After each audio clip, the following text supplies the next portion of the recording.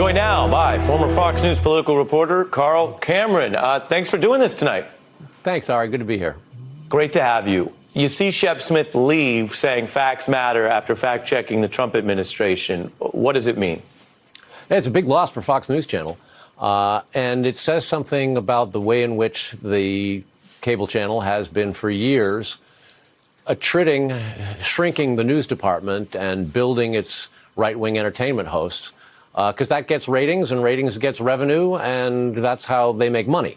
It's a real sad day for people who watch Fox News and want accurate information, because Shep was somebody who you could reliably count on. Do you think Shep leaving leaves other people with more power? Does it tilt the network towards being a partisan defender of the government? Because there's a difference between doing news, doing some discussion of ideas, opinions, and ideology, or being aligned with a government.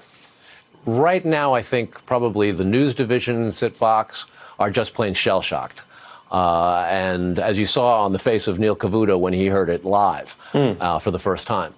And so one of the things that will be telling in terms of what happens next is that Fox has said that they will have rotating hosts in the slot that was Shepard's in the weeks or days ahead. And it'll be interesting to find out whether or not these are journalists who tell the truth or whether these are opinion makers who are essentially coddling the president and his allies. Were you surprised when you heard this today? Not entirely. Shep and I go way, way back. We were hired together at the launch of the network, and he gave me my nickname. Really? Well, look, I think we have some of that just to see the younger folks. We can put that up, both of you guys together. He named you Campaign Carl? He did. Dirty little secret. Shep was never particularly happy about covering campaign politics. He thought that once the election season was on, you couldn't really trust anything they were going to say because they were going to tell you whatever you want to hear. And in many ways, he had to face, as I did, an awful lot of opinion hosts telling viewers what they wanted to hear as opposed to what they might need to know to be fully informed. We showed how much the president emphasizes Fox as a direct part of his political appeal last night. He also was asked about this today. Take a look.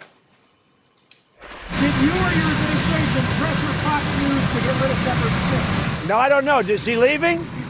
Oh, that's a shame. Is he leaving because of bad ratings? If he's leaving, I assume he's leaving because he had bad ratings.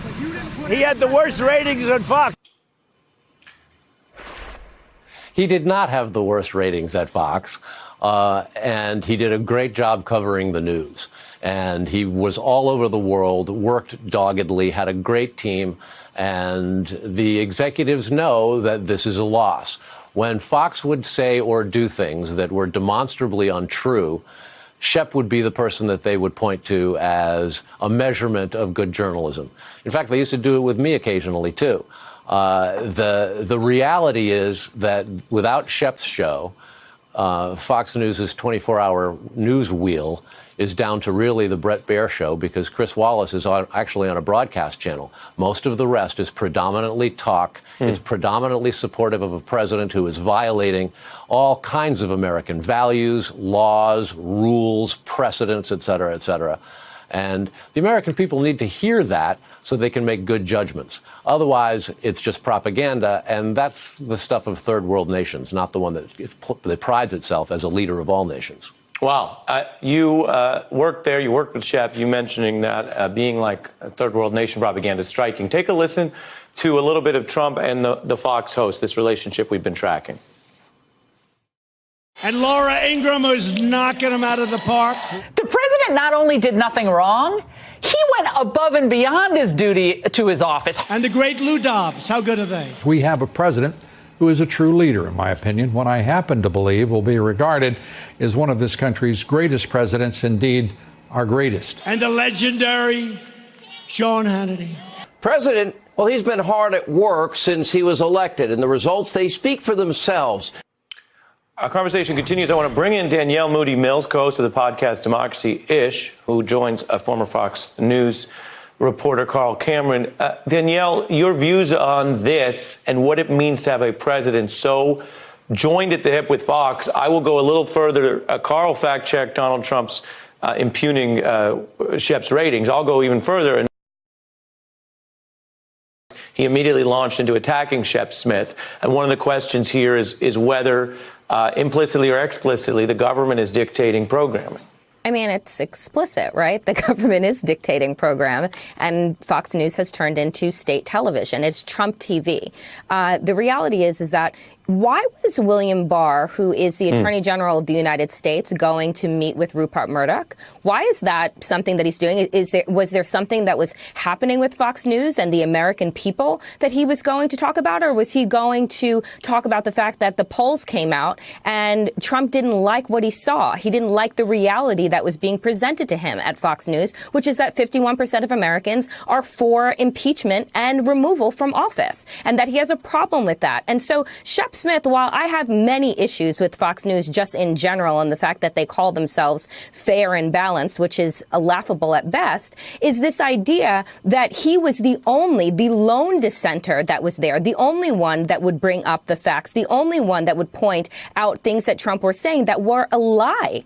And so now all of a sudden, a day after that meeting, he's gone and resigned out of nowhere. 23 years, like, you know, the media game. People don't leave in the middle of their contract for no reason, right? Like, you have to be pushed out or you have to be told to do something that then you decide, you know what, maybe my integrity is just too much at this point, and so I'm going to walk away. But what he has done here, what Fox is setting themselves up to be, is another arm of the Trump campaign. And that is what they will continue to do. And all of the hosts that he shouted out like it was a rap concert last night, those are the ones that he's going to constantly lift up, because they also live in an alternate reality where, as Giuliani said, truth is not truth. You know, it just if it's depends. a concert, does that make Bill Barr the hype man?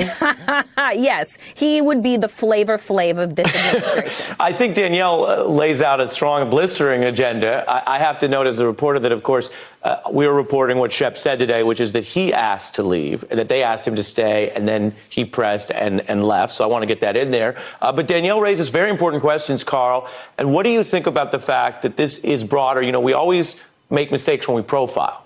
And profiling Republicans is as too broad a brush as profiling any other group. Fox News appears now to be caught in a situation, as we mentioned in the facts that we did setting this up, where a lot of Republicans are concerned about potential abuse of national security powers to target rivals. 20% of Republicans back the impeachment probe. Don't those people also watch Fox News? Do you think they have become too Trumpified? Oh, I absolutely agree with your observation, for starters. One of the things to remember is that in the case of Larry Hogan, the governor of Maryland, down-ballot ticket members are going to be particularly afraid of what Trump could do to them. There are moderate Republicans in both the House and Senate, as compared to Donald Trump's version of republicanism or conservatism or whatever he wants to call it. It isn't any of those things. And as people who see themselves as right of center look at what Trump's doing in terms of the values and the culture of what has been the Republican Party and conservatism, which has been devolving for about 20 years, but over the centuries has been incredibly important for this country. Because I'm short on time, I want to get you both in a sentence. What do you think of Shep Smith, what his career stood for? Carl and then Danielle. I think he's done a tremendous job. I think he has done a stellar amount of work. Dirty little secret, he didn't like politics. I was out on the road doing that stuff, and when he would come out and we would commiserate about sometimes the vacuousness and the dishonesty of it. An anchor who wanted to focus on facts. Danielle? I mean, I think that we are seeing right now what happens when somebody dissents against Trump, and I think that all journalists should be concerned. This is a concerning moment right now. Carl and Danielle, thanks, both of you. Really fascinating stuff. Hey, I'm Ari Melber from MSNBC. You can see more of our videos right here, or better yet, subscribe to our YouTube channel below. You could have been anywhere in the world, but you're here with us, and we appreciate that.